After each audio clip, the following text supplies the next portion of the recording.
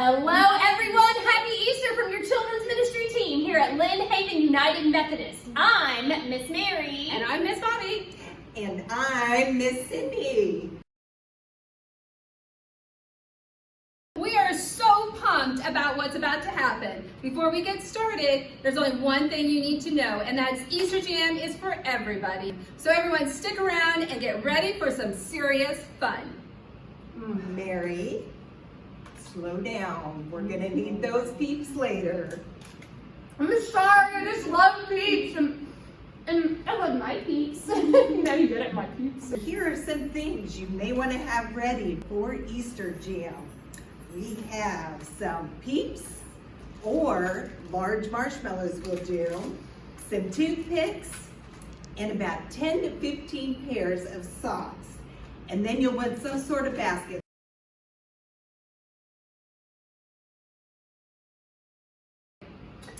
Have fun! We start in 3, 2, 1! Easter, a time for fake grass, plastic eggs, these things, chocolate bunnies, and people dressed as bunnies. And then there are the weird parts of Easter, like fake grass, plastic eggs, these things, chocolate bunnies, and people dressed as bunnies, which is interesting. But what does all this stuff have to do with Easter? And if this holiday is about more than candy and wearing uncomfortable clothes to church and lunch with your relatives, what makes Easter happy?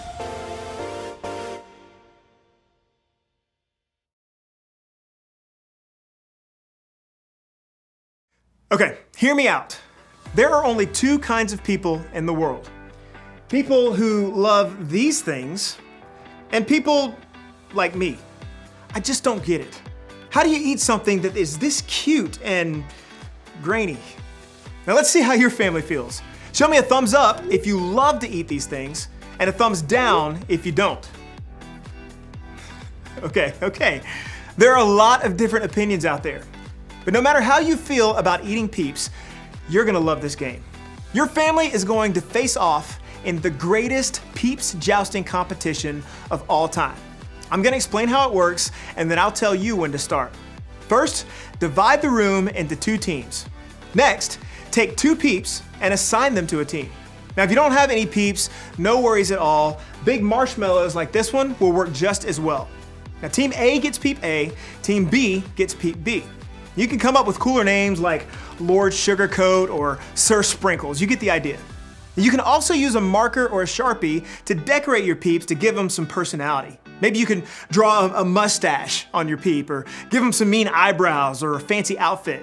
Just let your creative juices flow. Next, you need to prepare your peeps for battle.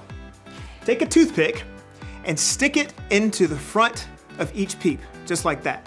Now you can think of the toothpick as a jouster, a lightsaber, or a sword. It just depends on how serious your family is about the competition. Make sure the toothpick is facing forward and toward the other peep. Now you're gonna place the two combatants on a microwave plate. No social distancing is necessary. You want the peeps to be as close together and facing one another. And finally, time for the big event. Gather around and put the plate in the microwave, setting the timer to 45 seconds. You won't let it run that long. In fact, don't let it run that long. Then press start.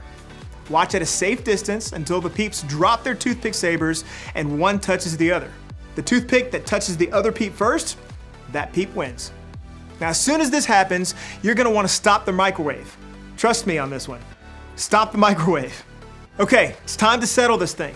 And don't forget to snap a pic of that photo finish. It's go time. Press pause now, and I'll wait here.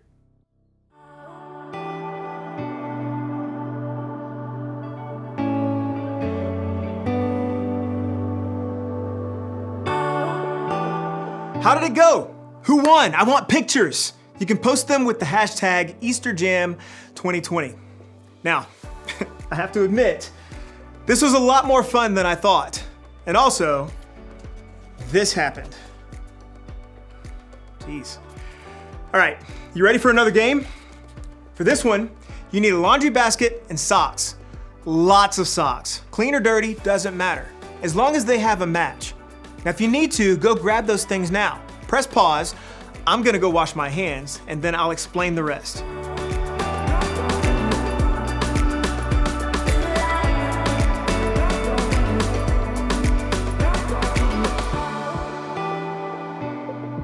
Got your basket and socks?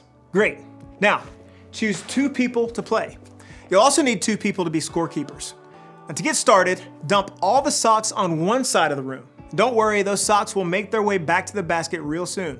Then, place the basket on the other side. Now when I say go, players will grab a sock, go through the pile, and find the matching one. You'll roll the socks together in the shape of a ball, or like an Easter egg, and then toss them. Just like that, across the room into the laundry or Easter basket. Now the player with the most socks or eggs in the basket at the end of the timer wins. If you don't have scorekeepers to help you count, you have to keep up with that number on your own. So that means everybody's on the honor system, all right? Parents, I'm looking at you. Okay, now if you need to, press pause now and get everything and everyone in position for the game. I'll wait here.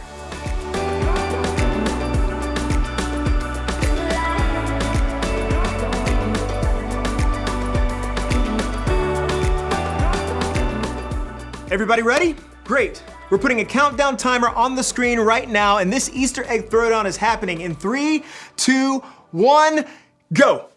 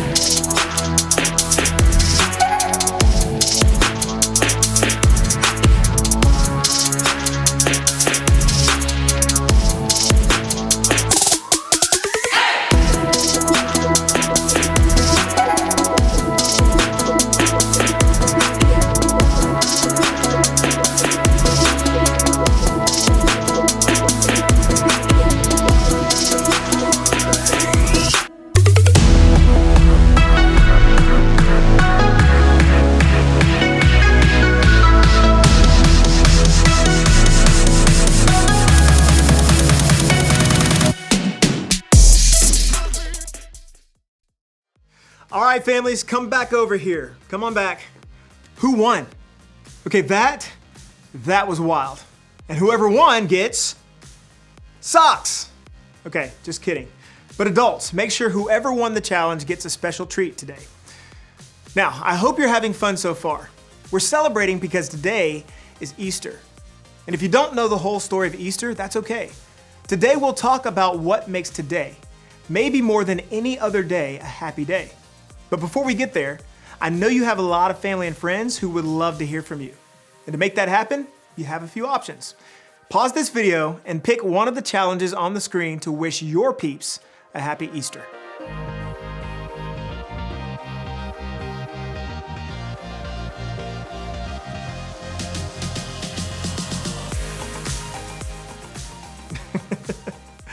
Okay, so I just got like 9 texts from my crew saying happy Easter. Thanks, fam. Real nice.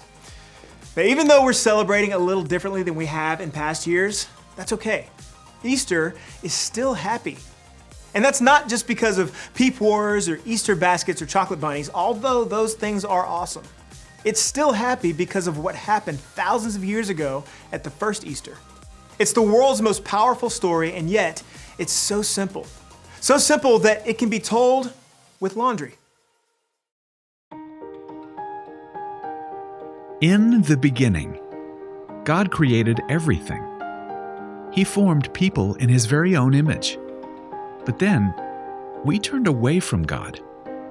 Sin entered the world, like a dark stain. Still, God loved us so deeply that He made a plan to rescue us. At just the right moment, God sent His very own Son, Jesus, to live among us. Jesus healed hearts, and minds, and bodies. Thousands gathered to hear Him teach. Instead of giving lots of new rules, Jesus turned things upside down by making it simple. Love God, love others.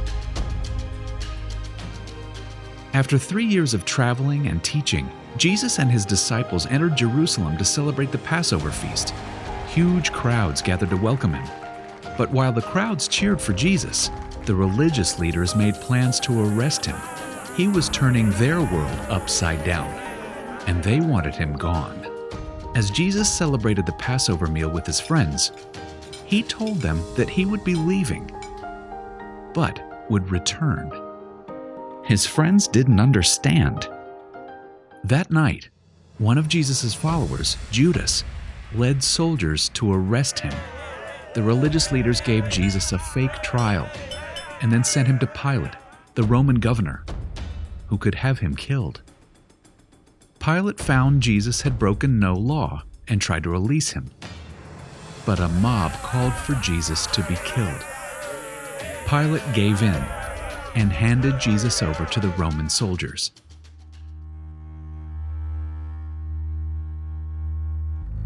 Jesus was forced to carry the heavy beams of his own wooden cross.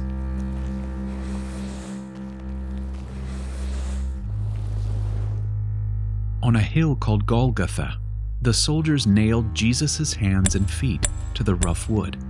The soldiers and people who passed by laughed and mocked him. But from the cross, Jesus asked God to forgive them. Finally, Jesus called out, "It is finished." Then he died. The earth shook.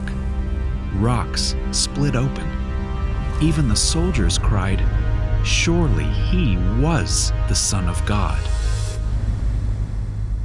One of Jesus' followers took his body and placed it in a tomb cut from the rock. A huge stone blocked the entrance. Jesus' friends were devastated. They had believed that Jesus was the one God promised, the one who would rescue them, but now he was gone. Their whole world had turned upside down. Jesus' friends stayed hidden in fear for 3 days. But early Sunday morning, Mary Magdalene, a close friend of Jesus, hurried to the tomb. She planned to anoint Jesus' body with special spices. As Mary neared the tomb, she saw the stone had been rolled away. The tomb was empty. Mary turned to see a man standing near. She didn't recognize him until he said, "Mary." It was Jesus, alive. Jesus told her, "Do not hold on to me. I have not yet ascended to the Father. Instead, go to those who believe in me." Jesus, God's Son, became like us to lay down his life. Through God's power, he defeated death for all of us, and sin was washed away. One day, he's promised to return, so we can live with him forever.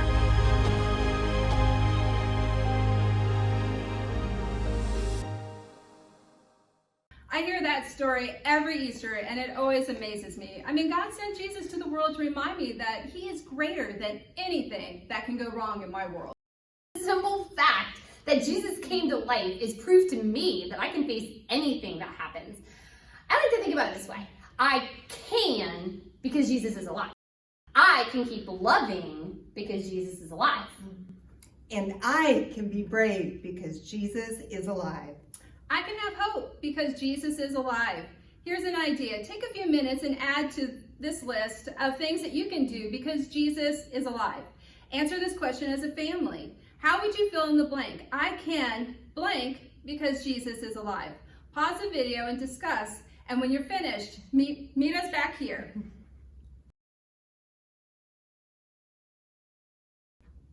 Awesome. I love conversations like these because remembering what God has done in the past helps me to trust him with what's going on right now in my life.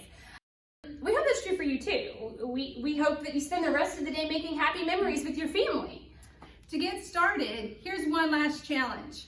For this one, you'll need to decide who is the tech genius in your house. Maybe it's a parent or an aunt or maybe even an 8th grader. Either way, decide who that is now. Got it?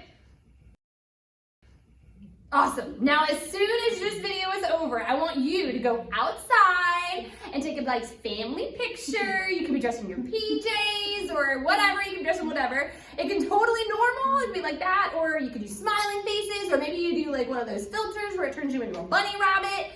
No matter how you do it, take a family photo and make it awesome. Then share it to social media. Remember to use the hashtags so we can see all your family's awesome Easter style. You know, maybe now more than ever is the time to celebrate and remember God's faithfulness and the hope He gives us in Jesus. After all, that's what makes Easter happy.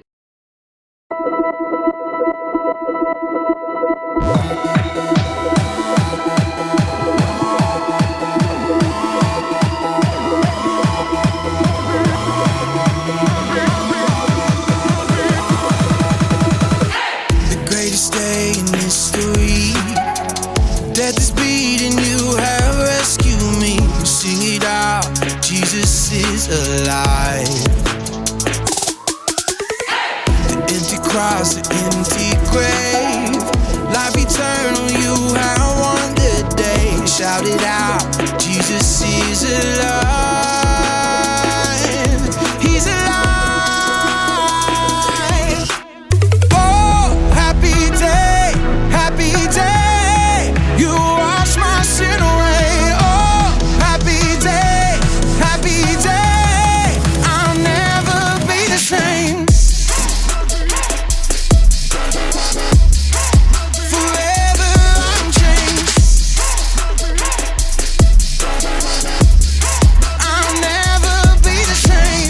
When I stand in that place, free at last, meeting face to face. I am yours, Jesus, you are mine. In this joy, perfect peace, earthly pain finally will cease. Celebrate, Jesus is alive.